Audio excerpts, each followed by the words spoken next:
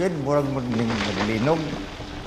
Mao tong hindagan na lang kung mulikay na ko, kay nagduda naman ko nga pag linog, mura magning dahulog ang yuta, naglikay ko nga nag-slide yun. So, amo ulit yung pag-slide, naagtan ko. Kung ba nang suon, ang inahan, ang asawa, na-apil.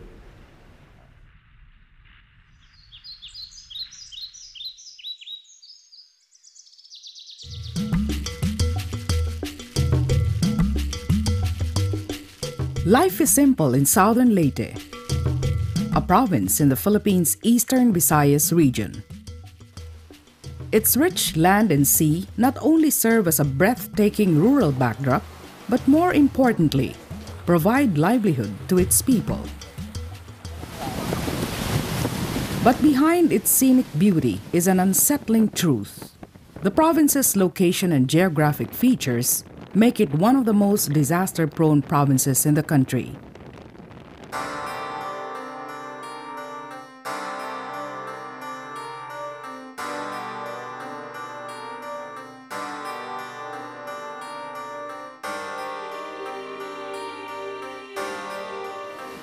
Aside from landslides and earthquakes, southern Leyte faces other risk factors like flooding, tsunami, flash floods, heavy rains, and liquefaction. Yet, despite these risks, it is still home to almost 400,000 people. One of them is Edgardo Subang, a 58-year-old survivor who lost his left leg during the 2003 Punta landslide. Siguro, kung pahinumdum nga maunay mahitabo, siguro, di siguro nga ito kadaghan ng tao nga kuhaan ito, madisgrasya. Malami din ang naay mga informasyon, mga pahimang no. Kay arong mga tao, makabantay naman na nadaan. Malika dyan ang mga distuso, kung sa'y mahitabo. Sigurado mo, kung mahibaw sila nga naay mga umaabot ng mga katalagman, likay. Maniguro naman na sila kung balhin sa mga dapit nga kanang brag safety na kadyo sa ilang pagkabutang.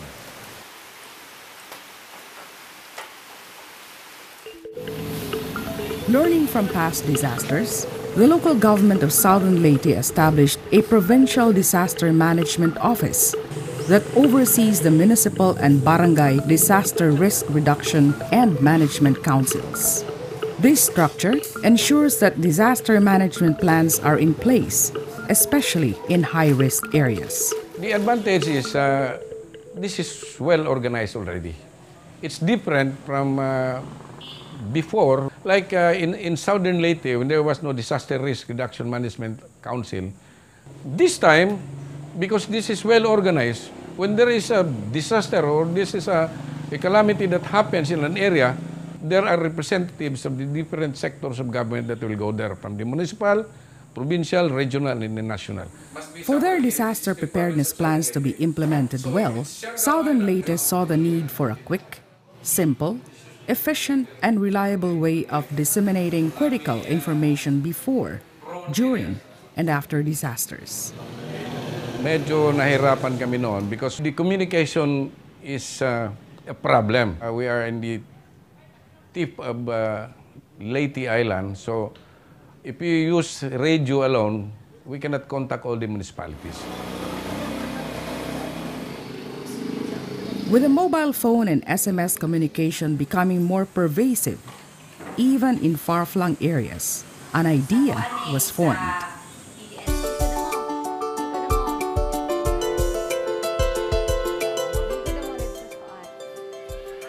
The Philippine Business for Social Progress and Smart Communications Incorporated, with assistance from the World Bank, implemented the Disaster Alert Project in Southern Leyte. The project aims to strengthen disaster preparedness in the province through a more efficient way of sending and receiving information through the ubiquitous mobile phone. Using text is a very common practice in the Philippines. It's very affordable and accessible.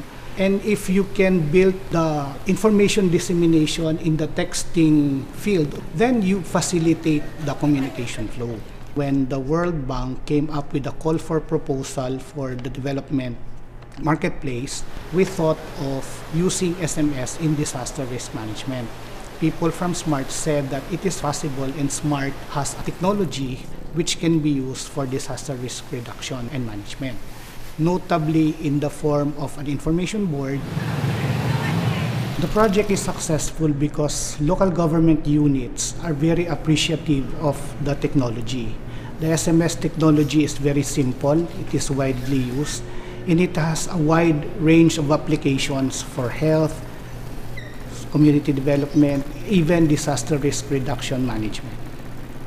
The first experiment of the use of InfoBoard was in schools, broadcasting early in the morning that there are no classes, which saves the students transportation money. So we said, why don't we try for disaster? There were a couple of other provinces that tried this. SMART was just a bridge. SMART was just an enabler to help them. But the success of this program with the local government of Southern Leyte is the local government itself. I think it was the willpower of the local government to say, this is a tool that we will use and we're going to make it work. To show you how the InfoBoard works, let's use a simple scenario. The PDRRMC receives a report from Pag-asa about Typhoon A entering Southern Leyte.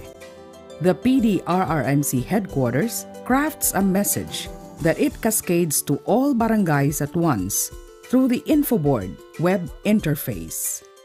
Likewise, the barangays may provide status updates to PDRRMC headquarters through InfoBoard.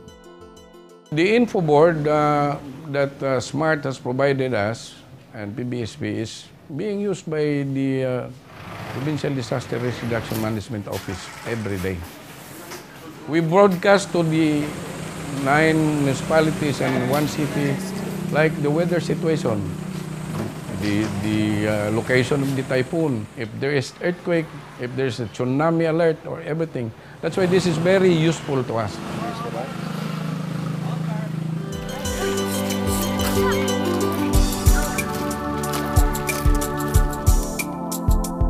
Sa pag-launch ni ini nga project, kanang murag na encourage me kay tungod sa mo gamit ta sa communication technology.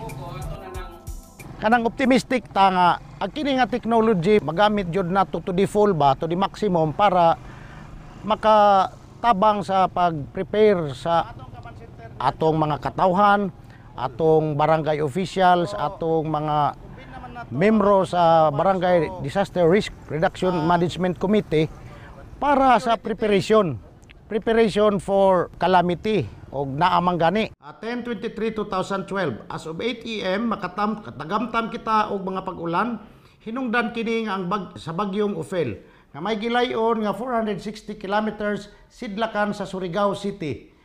So very early ang atong preparation, sayo ta nga nag-evacuate. Ang mga tao mangutan naman nato, kap mura magdali lagi ta karon naka-preparar ni ani, wa ta maglisod ba? Kung nga mao lagi ni kaya nga atong information is real time. Naa na tayo SMS technology. Gikan sa InfoBoard, every hour na atay update, ug unsa nay dagan sa bagyo. Mao ni karon nga ni ata kining SMS technology dako gyud og mahimo nga tabang sa preparedness or mitigation nato. With the system working for disaster management teams in Southern Leyte and also in other pilot sites like Albay, we now look to help more and more localities around the country so they can be more prepared, empowered, and better equipped in times of disasters. The InfoBoard system can actually be replicated in other localities. I think the first step is that they really have to make a firm political will and decision that this is a priority for them. One major reason why the SMS technology is commonly used and easily applicable to various endeavors of governors and mayors like health project, disaster risk reduction projects, and name it. I think every Filipino should accept that we always have been in the path of typhoons. It's good now that the whole country is waking up to it, and there's so many people trying to do things to best prepare our country. I think PLDT and SMART as a company has always been a responsible company, and this is actually one of our contributions to prepare this country. Many lives and properties are saved when a community is equipped with a tool that enables them to receive real-time and accurate information in times of calamities. The InfoBoard system transformed Southern Leyte from being disaster-prone to disaster-prepared community.